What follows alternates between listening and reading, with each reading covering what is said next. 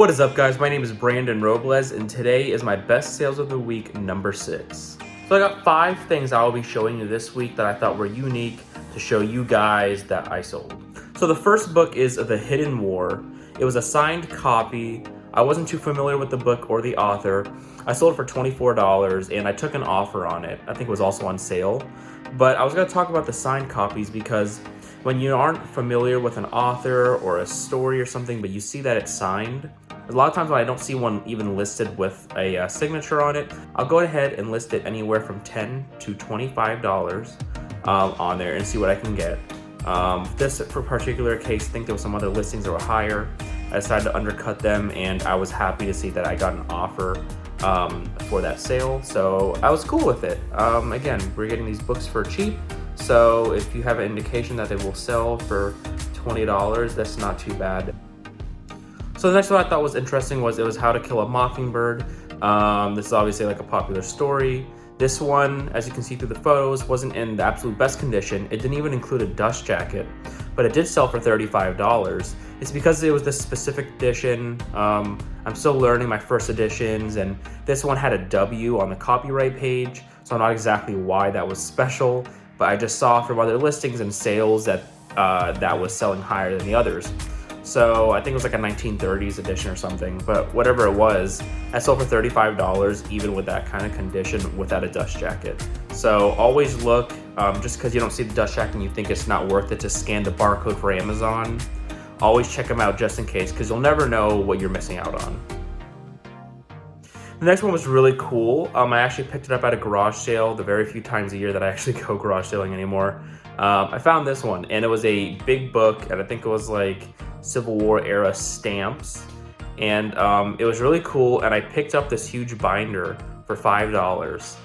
And as you can see, I listed it for like $300 because I didn't know what I was going to get for it. Well, someone offered me $100, and like that's a lot off from what I listed it for. But when you're literally remembering that you buy something for $5 and you can turn it into $100 when you don't really know much about the subject, pretty cool. So I thought I'd show you guys this because I think there was one listing and it was for like $600 or something. That person probably didn't know too much about what it was either. I may have let it go cheap for what it was, I don't know, but I just know that I turned my $5 into $100, so I'm happy about that. Just keep that in mind, guys. So this next little bundle I put together was the Winnie the Pooh, like 1950 rare kind of editions. As you can see in the photos, again, these actually were not in great condition at all. Especially on the bottom left corners, you can see on a couple of them, like they were pretty chewed up, or like, I don't know what it was, but they were kind of in rough condition. Well, I listed for $45 because I knew they were rare and see what they would get for. Well, I had it on a sale and someone also offered me for $22, and I'm sitting there like, well, that's a lot off. But considering the condition, not too bad. I'm like, $22, I'll take it. I'll probably not be getting any more than this for it. Just get it out the door and take the 20 bucks for these, like all together stacked up. They're probably like this thick. So I was not mad about that at all. But again, like condition, you have to kind of consider that with it. If it's something like extremely rare, condition certainly matters.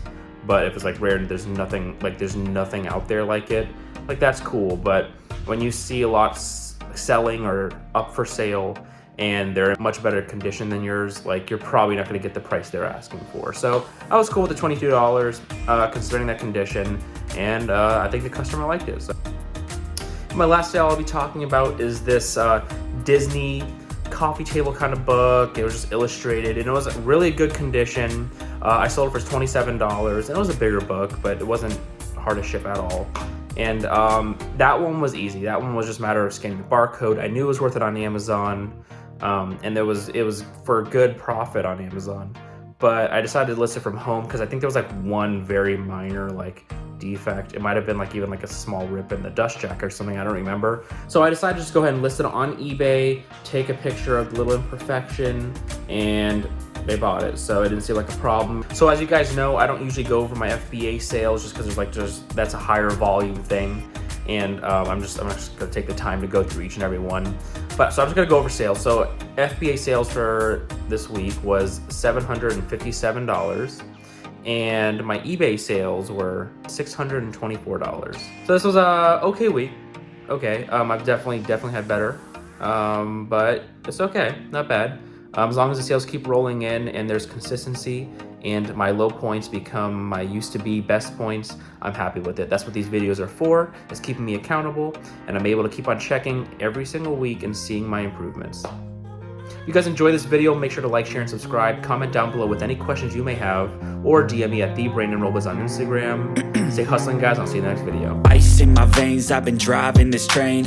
Years in this lane, there's no stopping this flame. Cause I came to the game and I changed it to play how I like, rearranged it to my own domain. Yeah, I got what it takes, made lots of mistakes, taking shots, skipping breaks, feeling lost, feeling great, popping off, singing straight, never stop, never change.